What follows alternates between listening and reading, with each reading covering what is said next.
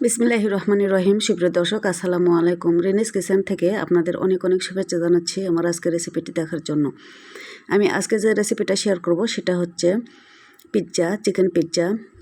তো পিৎজা সাধারণত ওভেনে তৈরি হয়, আমি আজকে গ্যাসের চুলায় তৈরি করে আপনাদের সাথে শেয়ার করব। আশা করছি ভিডিওটি ভালো লাগবে, আর ভালো লাগলে একটা লাইক দিতে ভুলবেন না। আমার সাথে থাকার জন্য চ্যানেলটি সাবস্ক্রাইব করে রাখার অনুরোধ জানাচ্ছি।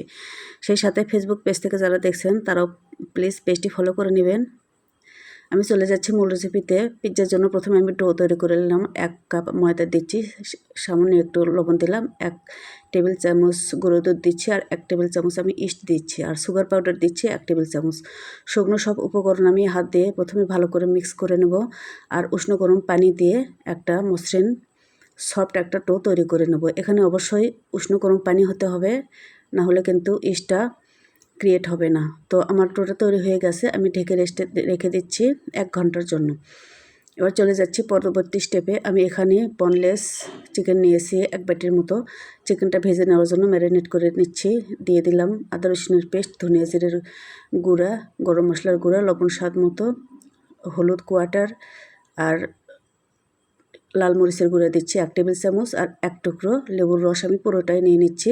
আর লেবুর রসটা কিন্তু এ পর্যায়ে নেওয়ার চেষ্টা করবেন, এতে কিন্তু একটা ফ্লেভারফুল টেস্ট পাওয়া যায়। ভালো করে হাত দিয়ে চিকেনগুলো আমি ম্যারিনেট করে রাখবো। আর রান্নায় চলে যাচ্ছি। চুলা অন করে আমি 1 টুকরা বাটার দিয়ে দিলাম। বাটারটা মেল্ট হওয়ার পরে চিকেনগুলো আমি ভেজে নেব। মিডিয়াম টু লো হিটে চিকেনগুলো ভাজতে হবে। আর এই চিকেনগুলো ভাজার টাইমে কিন্তু কোনো এক্সট্রা পানি ইউজ করতে হবে না। এভাবে লো হিটে ভাজতে ভাজতে চিকেন থেকে অনেকটা পানি ছেড়ে দেবে। এই পানিতে চিকেনটা সিদ্ধ হবে এবং ভাজা হয়ে যাবে। তো আমার চিকেনটা অলমোস্ট হয়ে এসেছে। আমি চলে যাচ্ছি পরবর্তী স্টেপে। আমার পিৎজার ডোটাও কিন্তু ফুলে ডাবল হয়ে গেছে। আমি আবারও একটু হাত দিয়ে মুথে নিচ্ছি।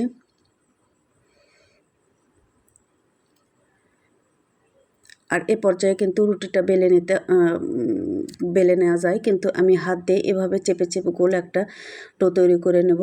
আর যে পাত্রে আমি পিৎজাটা বেক করব সেই পাত্রে আগে থেকে সামান্য একটু তেল মাখিয়ে নিয়েছি, আর হাতে এভাবে স্প্রেস করে পুরো প্লেটটা আমি রুটি তৈরি করে নিলাম। আর কাঁটা চামচের সাহায্যে এভাবে একটু কেসে নিতে হবে। আর এই কাজটা অবশ্যই করতে হবে, এতে করে কিন্তু রুটিটা ফুলে যাবে, আর কেসে দিলে রুটিটা ফুলবে না। আর এখানে দিয়ে দিচ্ছি টমেটো সস। পরিমাণ করে টমেটো সস নিয়ে পুরো রুটিটায় আমি সসটা লাগিয়ে নেব। এটা আমার হোমমেড টমেটো সস ছিল। আর সসটা লাগানোর পরে আমি মোজারেলা চিজ দিয়ে দিচ্ছি উপর থেকে গ্রেট করে। আর তার উপরে দিয়ে দিচ্ছি চিকেনগুলো, রান্না করা রোস্ট করা চিকেন আমি দিয়ে দিচ্ছি। সবগুলো চিকেন আমি দিয়ে দিচ্ছি এভাবে।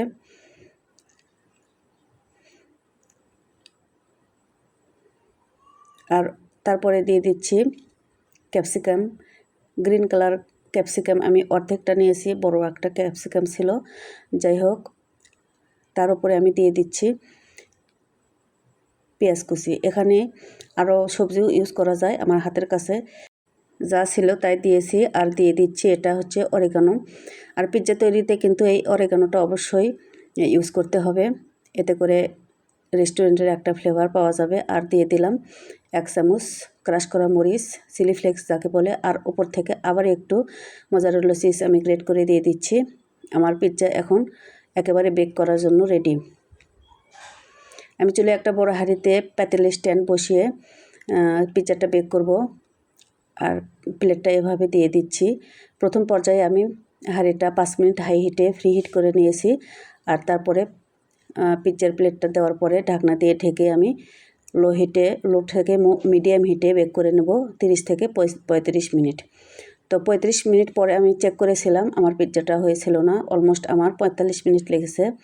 এটা হচ্ছে চুলার জালের ওপর নির্ভর করে, আর পিৎজাটা কত ছোট নাকি বড় এর ওপর নির্ভর করে। যাই হোক, আমার লাস্টে আমার পিৎজাটা তৈরি হয়ে গেছে, আমি চেক করে নিয়েছি। আমি বড় একটা সরানো প্লেটে ট্রান্সফার করে নিলাম আর কেটে আপনাদের সাথে শেয়ার করব।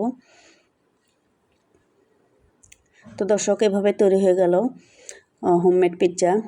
রেস্টুরেন্টের স্বাদ এখন বাসায় এভাবে পেতে পারি আমরা। খেতে কিন্তু মাশাআল্লাহ অনেক মজাই হয়েছিল।